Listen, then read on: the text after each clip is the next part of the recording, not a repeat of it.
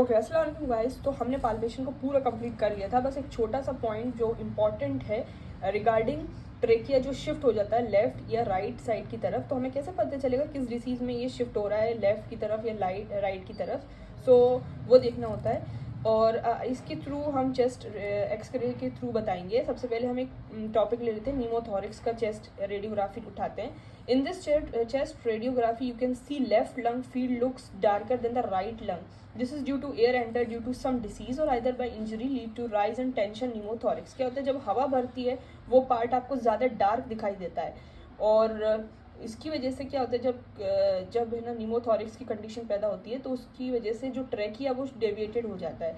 और सेकेंड चीज़ ये होती है कि सिंस लेफ़्ट, जैसे कि कोई भी लेफ़्ट लंग अफेक्ट हुआ, उसकी वजह से जैसे लेफ़्ट लंग अगर अफेक्ट होता है तो प्रेशर बनता है हार्ट के ऊपर, जिसकी वजह से क्या होता है, वीनस रिटर्न जो है वो फ्रॉम सुपीरियर वेनी केवा वो डिक्रीज हो जाता है।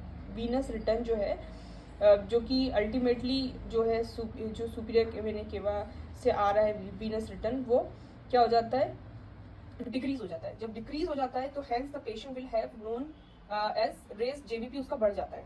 सो ये चीज़ होती है second.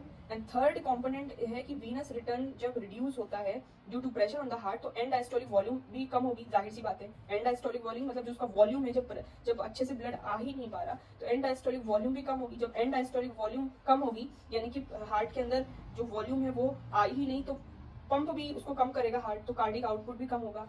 So hence you will have something that is hypotension आपको देखने को मिलेगा। So these things along with this sort of radiography indicate toward tension pneumothorax. अब मैं बता रही हूँ सबसे बहुत इंपॉर्टेंट पॉइंट कि ट्रैकिया जो है वो शिफ्ट होता है to the right and left किस कंडीशन में। सबसे पहले हमारे लंग्स के अंदर जब कोई एयर हो या कोई जो फ्लूइड हो, जब भी वो लंग्स के बाहर जो है यानी कि आपके प्लूरल स्पेसेस में जो है एक्यूमुलेट होता है, तो याद रखें अगर किसी को जैसे हम बोलते हैं कि हवा भर गई है लंग्स के अंदर, दैट इज न्यूमोथोरिक्स। अगर पानी भर गया है लंग्स के अंदर, दैट इज प्लूरल इफ्यूजन। सो क्या है, हवा है एंड पानी है।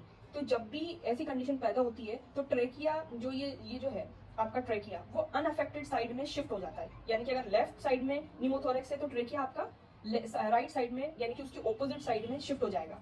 और अगर राइट साइड में न्यूमोथोरिक्स है तो लेफ्ट साइड में शिफ्ट हो जाएगा, यानी कि वो दूर जा रहा है, उस कंडीशन जहां वो कंडीशन हो रही है उससे दूर जा रहा है। ठीक है, दैट इज न्यूमोथोरिक्स और प्लूरल इफ्यूजन जो है उस कंडीशन में ट्रेकिया अवे जाएगा, शिफ्ट अवे। तो एक क्वेश्चन आता है कि जब भी आउटसाइड द लंग्स यानी कि आपका न्यूमोथोरिक्स से या प्लूरल इफ्यूजन हुआ होता है कि ये लंग्स के बाहर ये कंडीशन हो रही है, प्लूरा में हो रही है, तो उस कंडीशन में कोई भी चीज जो है वो अनअफेक्टेड साइड में जाएगी या अफेक्टेड साइड में जाएगी। तो ये है, तो आप बोलोगे अनअफेक्टेड साइड में या फिर ऑपोजिट साइड में या फिर away from the pathological side. ठीक है। अब सेकेंडली, अगर लंग्स के अंदर कोई पैथोलॉजी चल रही है तो ट्रेकिया उसी तरफ शिफ्ट होगा जहां पैथोलॉजी हो रही है। देखो, लंग्स के अंदर पैथोलॉजी हो रही है यानी कि लंग्स भारी हो रहा है। जब भारी हो रहा है तो वो अपनी तरफ हर चीज़ को अट्रैक्ट कर रहा है, जैसे कि फाइब्रोसिस होता है, एटिलेक्टेसिस होता है, ये सारी में अफेक्टेड, मतलब लंग्स इसमें अफेक्टेड हो रहा है, इनसाइड द लंग्स ये चीज़ें चल रही हैं। तो क्या होता है, ये ड्रॉ करता है everything towards the affected side. तो ट्रेकिया भी अपने तरफ ही शिफ्ट, उसकी तरफ ही शिफ्ट होगा, पैथोलॉजिकल साइड की तरफ ही शिफ्ट होगा। तो ये है कि शिफ्ट टूवर्ड्स उस पैथोलॉजिकल कंडीशन के टूवर्ड्स ये शिफ्ट होता है। ठीक है।